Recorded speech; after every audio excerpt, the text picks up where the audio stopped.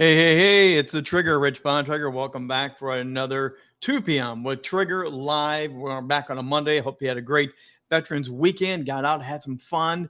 It's always great to be back to do another week, to do these short little drop-ins, to give you insights, tips, and tricks. Again, my passion is to help you shine on camera, help you shine on stage, so you can elevate your brand authority, to help you get seen and heard by more people, so you can raise your financial state. You can grow your tribe any way you want to and get on more and more platforms and meet more amazing people along the way. That's what a lot of the fun is of being out there speaking, traveling, doing a lot of things. Recently, I was in Miami, Florida. Got to go down to meet Corey Pori, a friend of mine who runs Blue Talks. It's kind of a TED Talk thing, but it's a Blue Talk thing. And Corey was able to have a great time on there. And who did I get to meet but Emily Harrison? She's a visionary. She's a dreamer. She's a great, fun-loving gal. And welcome, Emily, to 2 o'clock with Trigger. Trigger, thank you for having me here. I'm so excited to be with you again on stage and to get to meet your audience and to bring my audience in to meet you. So I learned so much from your talk in Miami. I traveled with my executive assistant, and she and I were both taking copious notes, and we were looking at each other and nodding like this. We learned so much from you. So thank you for sharing your genius with us. Well, she was taking notes on everybody. Let's be honest. She was like drinking from a fire hose for 48 hours. So hopefully she can read her notes after all that, because she was back there just scribbling like a crazy person. But no, it was great to be down there and just, first of all, be back on stage, right? Yes. COVID caused us all to adapt and to come on more online stages. But now that the gates of travel and connection are opening back up again and we get to get in person with each other, it feels good. It feels like connecting with long lost family, even though it was the first time we'd actually ever met in this lifetime. Anyway. No, but that's what made it really fun, is that this particular group, I don't know about the other Blue Talks. I'm sure with the way Corey sets it up, that the people do get a quick connection. You kind of get to know each other and you jump in like your long lost friends. And Definitely. That's part of the magic of being in this industry, of speaking, of leadership, entrepreneurship. People really are not in competition. They're really in collaboration. Once you say hi, hello, then collaboration kicks in, right? Well, yeah. And I love that you broke down those two concepts from moving from competition into collaboration, because for those of you who I'm meeting for the first time, I am self-proclaimed full woo, which means my area of expertise is in the quantum field and the Akashic records. And I train visionaries and thought leaders how to shift their consciousness into super conscious intelligence so that they can get extraordinary ideas. We know that thoughts are the beginning of everything that is created here on this planet. And for those of you who are into the quantum woo and you've heard of this evolutionary shift that's happening on our planet as we're going from 3D into 5D, or as our consciousness is raising, one of the main paradigm shifts that we will experience is moving from a society that competes into a society that collaborates. So if you didn't consider yourself full woo yet, Trigger, my friend, today I crown you full woo.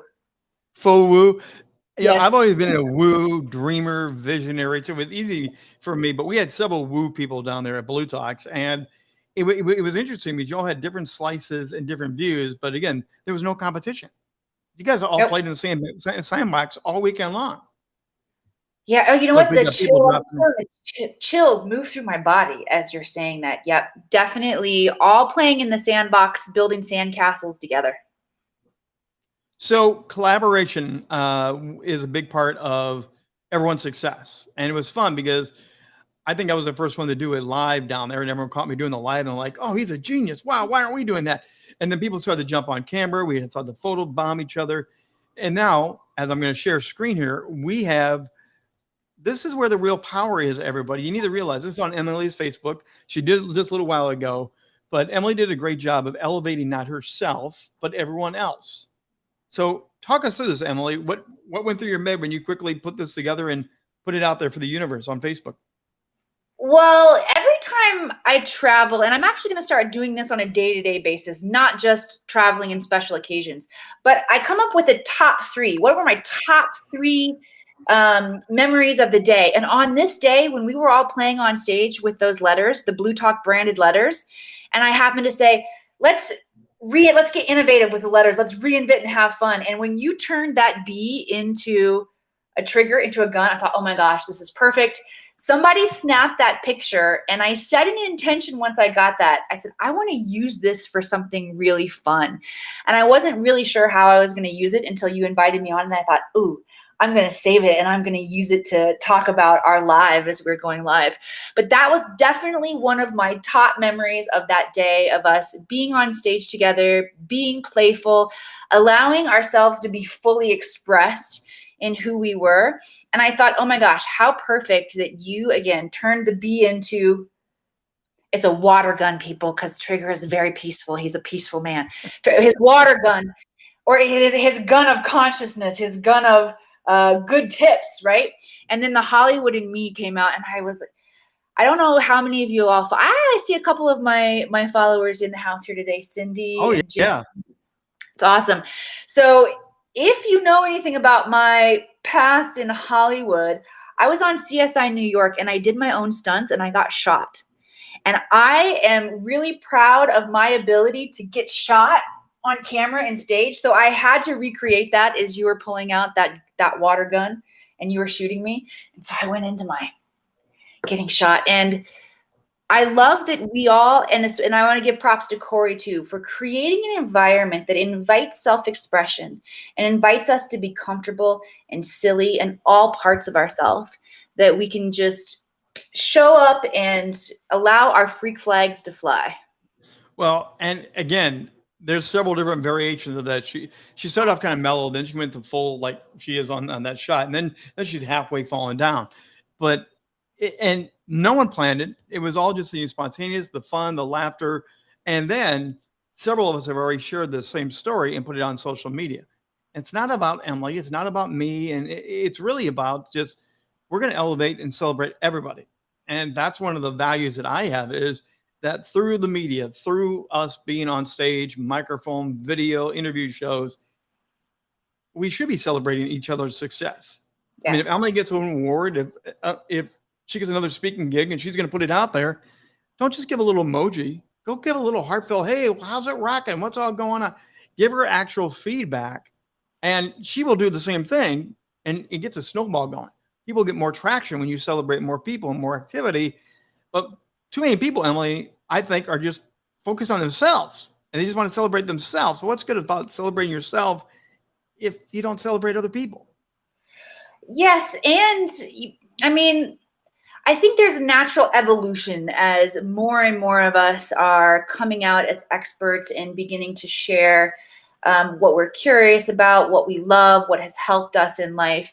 And there's a human behind that experience that sometimes we feel inadequate, and so we overcompensate by talking too much about ourselves.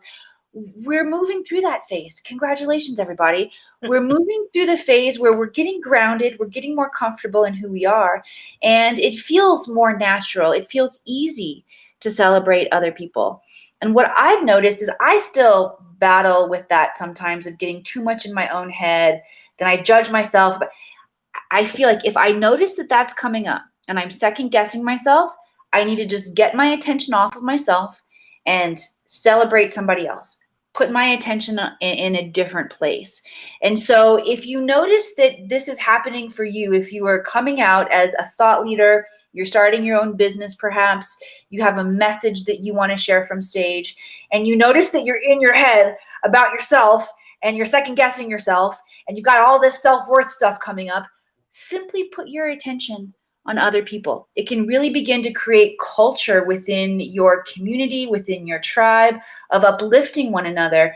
And anything that we can do to raise our vibrational frequency is going to help us feel better. It's going to make us more magnetic, and it's going to make it easier for you to choose joy. I mean, joy is really a choice that we get to choose every single day, and it's going to make it easier for you if you uplift others. Well, and it's so easy because we were sharing cameras. Half the time I didn't have my camera. We're all trading and swapping cameras, and we're all taking each other's pictures, but we're also taking with our camera pictures of you as well. So all of us have multiple variation from different angles of other speakers, not just ourselves. I've got a whole collection of Emily and other people that were there. And as you do put them out, again, do the little write-up, mention the Blue Talks, give a hashtag, give a, the @ symbol, mention Corey Poirier, go and mention Emily, who's also in the photo with you or rocking the stage by herself. Make sure you do this and be very intentional about it. Because I probably took well over 100 plus pictures that weekend, and 80 of them have other people's faces, not even my own. Mm-hmm. And the FOMO that they get and the good feeling that you pass on by recognizing them and their genius, highlighting their website, talking about what they do, it's a natural celebration that everyone's going to roll and have fun with. And it's so darn easy, but we just don't take the time to do it. You have the best tips that are all so easy. And I love that we get to highlight and talk about the simplicity of celebrating others today. But again, Kathy and I did, my assistant, we took just copious notes on all of the amazing tips that you gave. So if you are from my camp and you're coming over to hang out with Rich and I here today, make sure that you follow him, because you will learn more in 5 minutes of watching this man's feed than, I don't know where. I was going to say anywhere else, but maybe not anywhere else. But definitely for speaking and for really practical tips that have methodology behind it, meaning that there's great psychology behind what you say, and the tips are easily repeatable. They're easy to remember and to do. You blew my mind.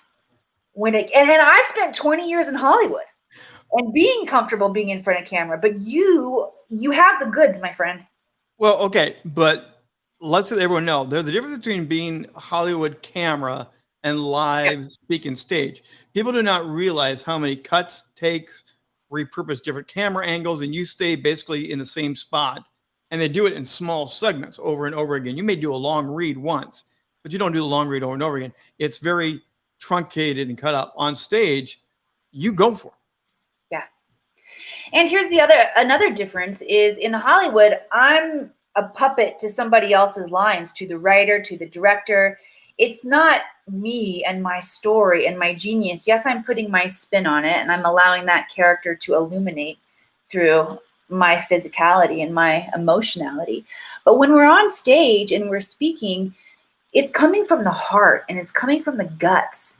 And it feels like there's more on the line when we show up and we're sharing our own story or our own passion or our own message. And again, the tips that you gave are some of my favorite ever. What was your biggest takeaway without your notebook? Was there anything that really grabbed you, honestly? Yeah. So, there was something that I did and you gave me props for doing. Yes. And I didn't even realize how important it was or how effective it was until you pointed it out. And then now I'm like, oh yeah, I'm going to do that often. What the tip was is when you're being interviewed and the interviewer asks you a question, repeat the question, because that gives you time to think about the question and allow a true heartfelt response to drop in. And it was that, I would say, paired with a piece of advice that the speaker invited us to slow down. When you purposefully slow down, you begin to use your brain differently. And I thought, when I learned to really slow down the question as I'm asking the question again, it allows divine intelligence to drop in. Well, and everything you said is perfect, dead on. The other thing it does for you, which is so key on the second half of my talk about repurposing all your content, it's not a one-off. You repurpose and cut it up and edit it. But when you do that, rephrase the question that the host first gave you. You are creating a sound edit point that the editor will pick up on and say, they're rephrasing the question. Now they're going to cut out the host Forget about them. And then you have a great clean post for you to give a nice, good sound bite that can be used and used again. Yep. So it's an editing tool, a self-promotion tool, is a clarity tool like you were talking about, Emily, that you can clear your mind, take that breath, instead of just blurting somebody out and saying, I have no idea what the question was. It also allows you to hear the question one more time. Yes. Because we're always thinking what's coming next, and it allows you to reframe it in your head and say, I know what's next. I'm going to talk and I'm going to give a good answer. Oh, I have one more. Okay, go for it. It was when you told us that once the interview is over and the interviewer has said, thank you, Emily, for being here. And it's like, and scene, and we close the scene, right? Don't keep talking. Like, shut your mouth. And I found this to be helpful, not only for being interviewed, which I don't know that I always do that. I'm going to consciously practice today. So you guys can watch me. You can tell me how well I do. But you know where else I found it to be really important? It made like a synchronistic click with me, was as an entrepreneur, we wear many different hats. So there's content creation. There is the entertainment aspect of how we are sharing the content and bringing people in. There's sales and marketing. And when I'm in an enrollment call with a potential client and the client had said yes, let it be done there.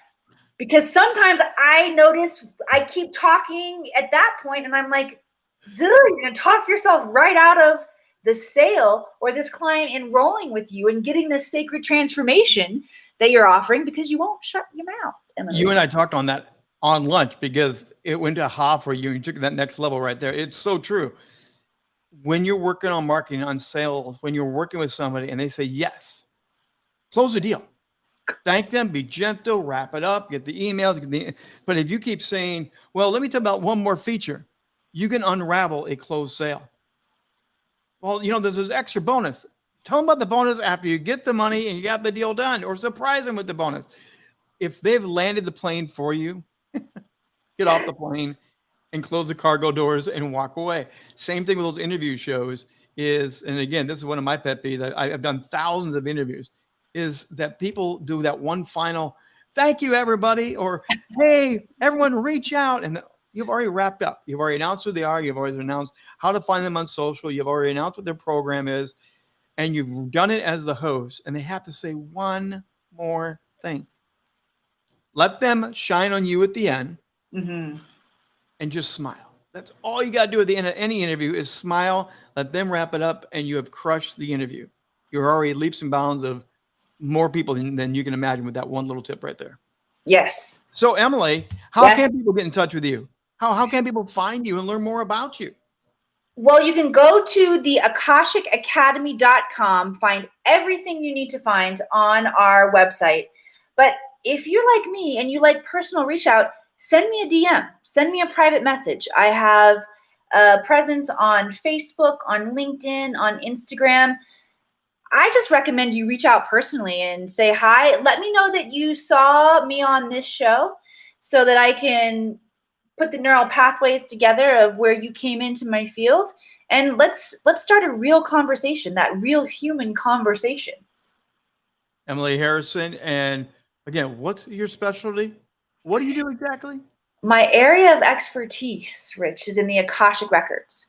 The Akashic Records are a realm of consciousness where every detail of our past, our present, and all possible futures, because the future exists in infinite possibility, is recorded from the perspective of unconditional love and zero judgment.